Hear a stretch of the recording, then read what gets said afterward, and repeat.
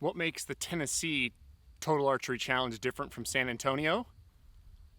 Live targets.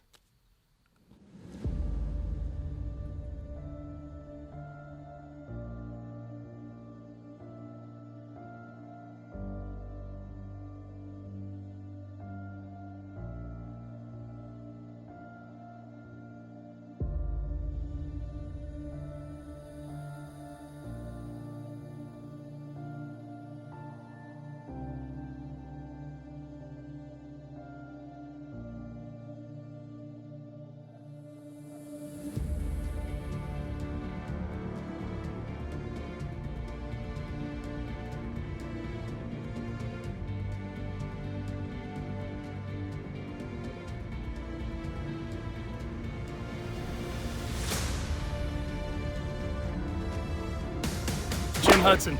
Alex Jackson. Jamie Christian. Wayne DeLancey. Matt Turner. I was there too. I don't have like a big fancy sound effect for myself though.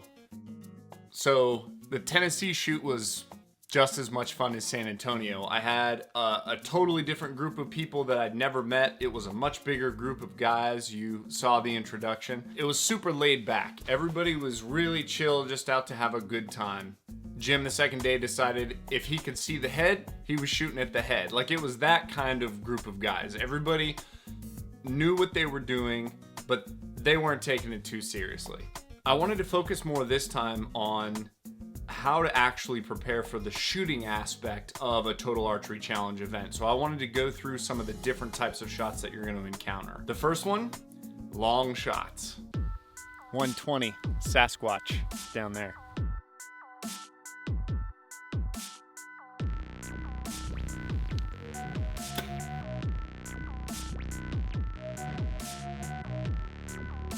You might not be ready for the length of the shots that these guys are placing targets. We had multiple shots on the prime course that were over 100 yards. It was a little windy that day, so when I drew up on the buffalo at 120 yards, I didn't feel quite as solid as I wanted to. Oh, shit.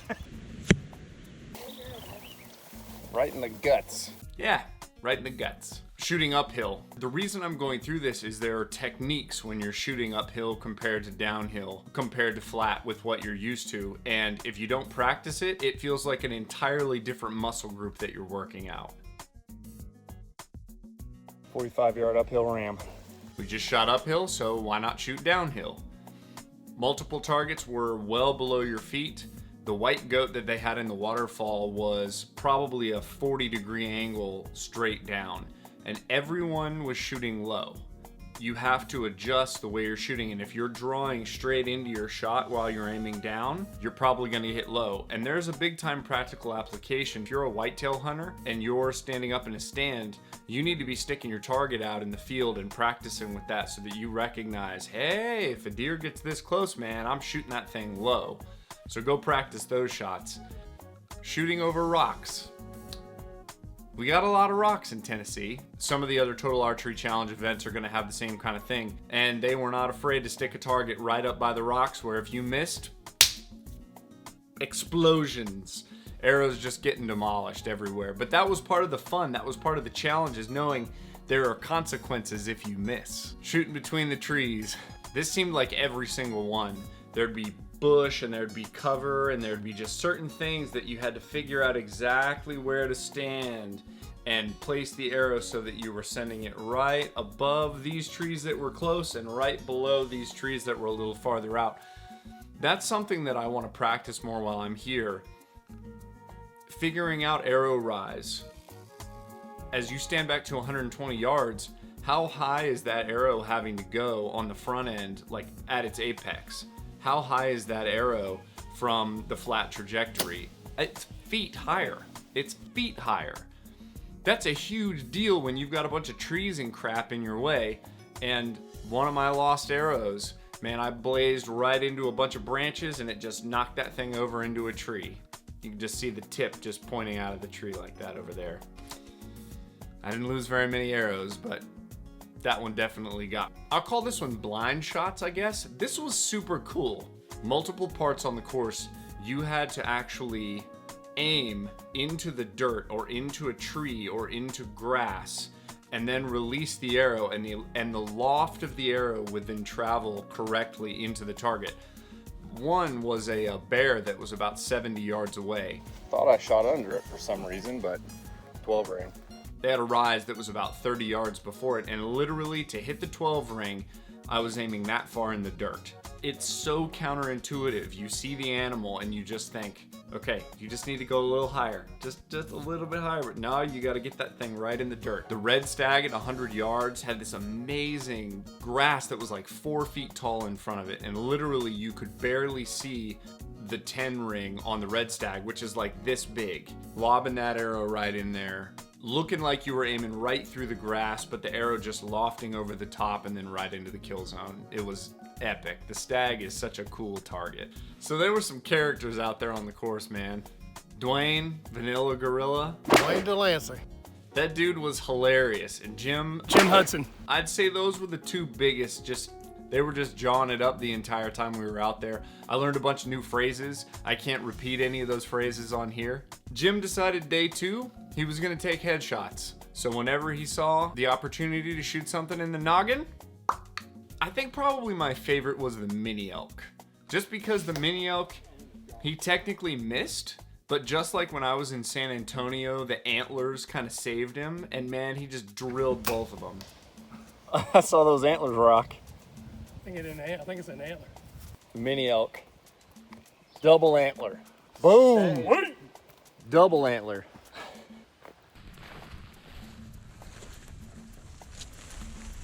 Best of all, bridge of the nose right there. 72 yard. I mean, this only made it 62 yards. So one thing that I did notice was an issue for a couple of us at different points in the day. The red stag was at 100 yards, between 90 and 100 yards. I can't remember offhand, but then the next hole was a ram that was at 40 yards. And Matt forgot to adjust his sight. So he draws back that first arrow and it goes off, and you can literally just see the ram's here and the arrow just straight over the top, boom, explodes into the rocks back behind it. You get that tree right there. Right there. Everyone knew as soon as he did it that he forgot to adjust his sight. So he steps back, looks at it. Sure enough, he goes in, he redials, he steps back up and he drills it. So that's something to keep in mind too. If you've got an adjustable sight and you're going through the day, go to your own range, man. Step at 20 yards, then walk back to 40, then walk back to 80, then walk back up to 30. Like, get used to adjusting, ranging, adjusting, moving. Got about a 350 class bull. 79 pounds. Got her snow camo on, so I'm gonna try to slip up here and get a shot.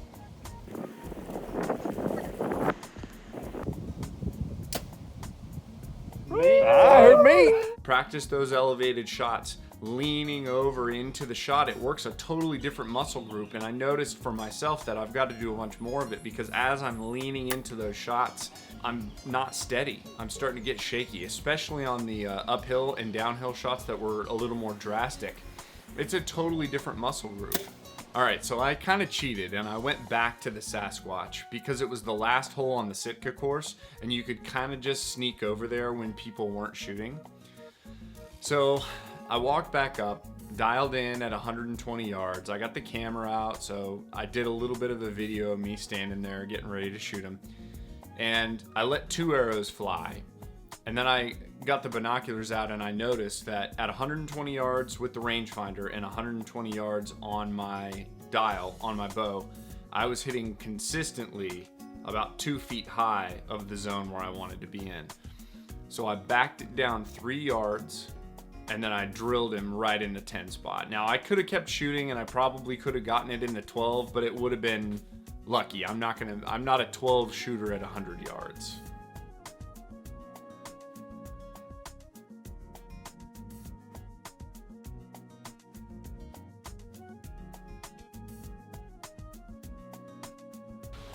I totally forgot. One more item that if you go to a total archery challenge, you absolutely have to have. That's a 4-power lens. When I was in San Antonio, I had a 2-power lens, and then when I was in Tennessee, I had a 4-power. It makes a huge difference. When I was swapping out sights from my Spot Hog over to the new Black Gold, I took the lenses out and I shot the Black Gold for a while without one, and I was like, holy crap, I'm a horrible archer. When you get out to 60, 70 and beyond, it makes a massive difference. I mean, it makes sense, just like a rifle that's open sights compared to a rifle with a scope on it. Just being able to see what you're trying to hit makes a huge difference. So I definitely recommend, if you're gonna go out, get you a lens. This video is taking me forever to edit and put together, and I don't know why. So I'm gonna stop. I'm just gonna pull the plug and I'm going to stop. You know everything you need to know. What shots to practice, what gear to bring. Go meet people. There's lots of cool folks. Go to a Total Archery Challenge. Get out there and shoot. It's so close to hunting season. I had like 10 more videos that I wanted to do before this, but the edit on this one is taking me forever. I don't know why. Go forth and do great things. I am Brandon with RBM Archery.